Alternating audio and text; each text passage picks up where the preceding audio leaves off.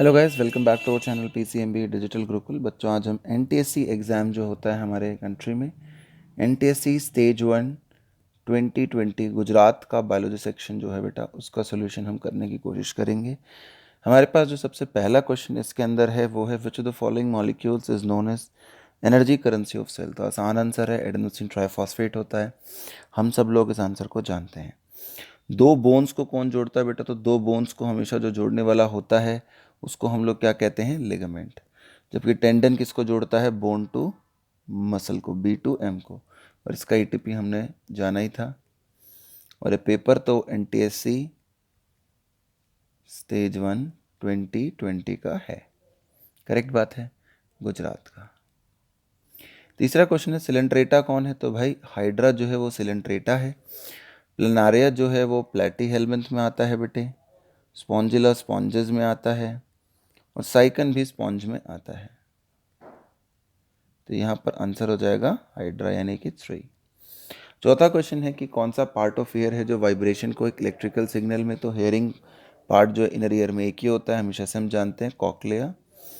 Hammer या anvil, ये जो शेप्स हैं ये तो शेप है खाली। हैमर जो है बोन्स हैं, यानी ईयर ऑसिकल से रिलेटेड है ये टर्म्स।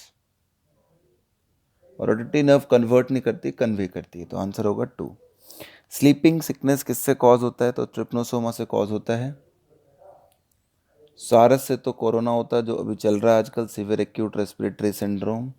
राउंड वॉर्म से तो टीनियासिस, जैसे फ्लैट वॉर्म से होता है ऐसे राउंड वॉर्म से एस्क्रियासिस हो सकता है। लेशमेनियासिस से कालाजार हो सकता है। कौन सा? तो यहाँ पर आंसर क्या होगा? 5 का भी 2। कौन सा इनमें से फोडर की तरह यूज़ नहीं किया जाता? तो ओट, सूडान और बिरसम ये तो हम देते हैं फोडर के तौर पर शुगर केन जो होता है वो नहीं दिया जाता फोडर की तरह। तो यहाँ पर आंसर होगा 4। इजी क्वेश्चन है, कोई मुश्किल क्वेश्चन नहीं है। थोड़ा सा प्रयास करेंगे तो हम आराम से कर सकते हैं। यूरिन का पाथवे क्या होता है बॉडी में? तो किडनी के ट्यूब्यूल्स, फिर यूरेटर, फिर ब्लैडर और यूरेथ्रा। यूरेथ्रा लास्ट में आता है जो कि इन्हीं ऑप्शंस में था, और ब्लैडर ट्यूब्यूल के बाद आता है, तो वो थर्ड ऑप्शन भी कैंसिल, इसलिए आंसर बहुत ही आसान था, फर्स्ट। कौन सा लिक्विड कंपाउंड जो ह्यूमन बॉडी में रेस्पिरेटरी पिगमेंट होता है? तो वो हीमोग्लोबिन होता है, जो ऑक्सीजन को क्या करता है बेटा? ट्रांसपोर्ट करता है। ठीक है, तो इसका आंसर हो गया 3। ये क्या करता है? डब्ल्यूबीसी है, फाइट में हेल्प करता है फॉर इन्फेक्शंस। और थ्रोम्बोसाइट्स क्लॉटिंग करता है। हीमोसाइनिन हमारी बॉडी में नहीं होता, वो ब्लू कलर का पिगमेंट है। कौन सा पार्ट ऑफ डाइट है जिसको आप एनर्जी को कन्वर्ट करोगे? In the stored in which form? The part of diet that is converted into energy. तो ह्यूमन में जो स्टोरेज होता है, स्टोरेज पॉलीसेक्राइड, वो ग्लाइकोजन होता है। ये प्लांट के केस में अगर क्वेश्चन होता तो हम ये भी मार्क कर सकते थे, प्रोटीन बॉडी में स्टोर नहीं होता। तो आंसर हो गया 1। इन्वॉलंटरी एक्टिविटीज़, ब्लड प्रेशर, सलाइवा और वॉमिटिंग कौन सा सेंटर कंट्रोल करता है? तो मेडुला ऑब्लिंगाटा जो होता है वो इनको जो है कंट्रोल कर रहा होता है। तो मेडुला ऑब्लिंगाटा, नंबर 3। 10वां क्वेश्चन रह गया बीच में बेटा कि कौन सी एंडोक्राइन ग्लैंड है जो हार्मोन सिक्रेट करती है ब्लड शुगर लेवल को मेंटेन करने के लिए?